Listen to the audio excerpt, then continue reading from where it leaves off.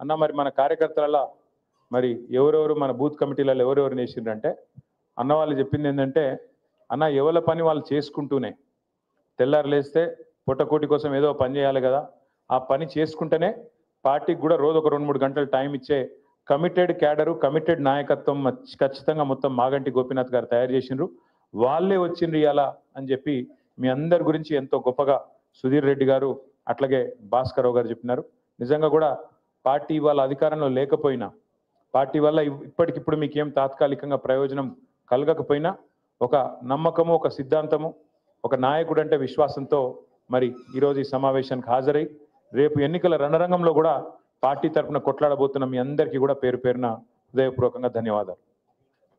సరే ఏ పరిస్థితుల్లో ఎన్నిక వచ్చిందో మీకు తెలుసు. పెద్దలు మాగంటి గోపి గారు 3 సార్లు మీకు శాసనసభ్యుడిగా మీ ఆశీర్వాదంతో గెలిచి ఉన్నారు. అనుకోకుండా ఎన్నిక జరిగిన సంవత్సరన్నర లోపే మరి అనుకోకుండా వారు అకాల మరణం చెందడం దానివల్ల ఈ ఉప ఎన్నిక అనివార్యంగా మన ముందుకు వచ్చింది.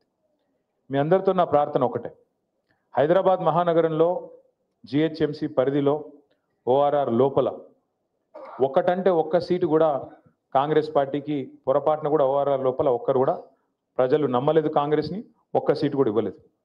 అట్లాగే బీజేపీకి కూడా అడ్డిమారి గుడ్డి దెబ్బ అన్నట్టు ఒక సీటు వచ్చింది తప్ప ఒక్కటంటే ఒక్క సీటు కూడా 2 జాతీయ పార్టీలకు కాంగ్రెస్ కానీ బీజేపీకి కానీ ఇయ్యలేదు, మీరు నమ్మలేదు.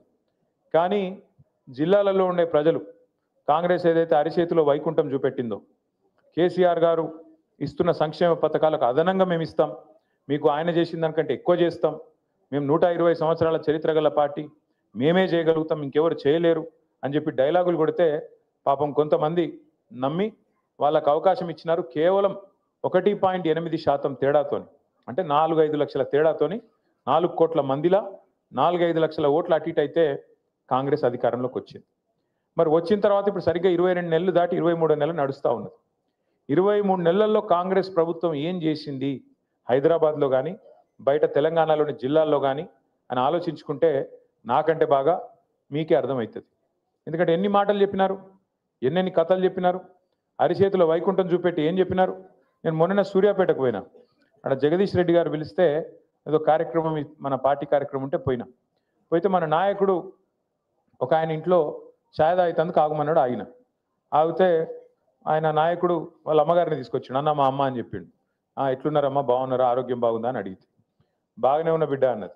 ఆ నాయకుడికి మొన్న ఈ మధ్యనే పెళ్ళయింది. ఆ పిల్లగాడు చిన్నోడు 25-26 ఉంటే మన రాజ్ కుమార్ పటేల్ లెక్కనే మొన్ననే లగ్గమైంది.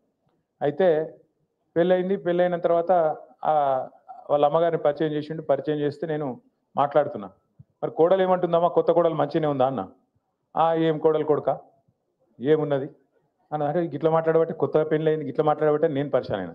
ఏమైందమ్మా, ఏమి ఇబ్బంది అంటే ఆమె ఏమన్నది తెలుసా, కోడలు వస్తే నెలకు 2,500 రూపాయలు వస్తాయి అనుకున్న కొడుక, ఏ 2,000 లేవు, 500 లేవు, ఏం లేవు అని ఆమె అన్నది. ఈ లోపల కోడలు ఆమె గడుస్తున్నది, పిల్ల వచ్చింది. నీకు కూడా 4,000 పెన్షన్ వస్తుంది అనుకున్నా, వచ్చిందా అన్నది.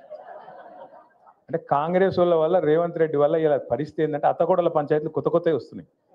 2,500 వస్తాయని అత్తగారు అనుకున్నది, కోడల పిల్ల 2,500 తెస్తుందని అత్తమ్మ ఆశపడ్డది.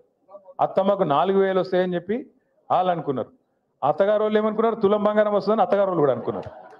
ముగ్గురికి పంచాయతీ పెట్టిండు ఇప్పుడు రేవంత్ రెడ్డి. అంటే ఎంత జూటబాజ్ మాటలు, ఎంత ధోకేబాజ్ మాటలు అంటే కాంగ్రెస్ వాళ్ళవి. మీరు నమ్మలే, ఇవ్వరు. వెంగళరావు నగర్లో నమ్మలే, హైదరాబాద్లో నమ్మలే, ఓఆర్ఆర్ లోపల ఎల్బీ నగర్లో నమ్మలే, ఎవరు నమ్మలే వీళ్ళని. కానీ పాపం మా మిర్యాల కూడా నమ్మిరు. మా భాస్కర్ అన్న కూడా కొట్టిరు. భాస్కర్ అన్న చాలా మంచోడు, ఆయన సొంత పైసలు ఖర్చు పెట్టుకొని ప్రజలకు సేవ చేసే మనిషి ఆయన. పాపం ఆయన ఎందుకు ఓడగొట్టిరు అంటే వాళ్ళకి పాపం ఇలా అర్థం లేదు, తాత్పర్యం లేదు, మోసపోయి నిన్ననే చూసిన వార్త నాకు చాలా ఆశ్చర్యం అనిపించింది.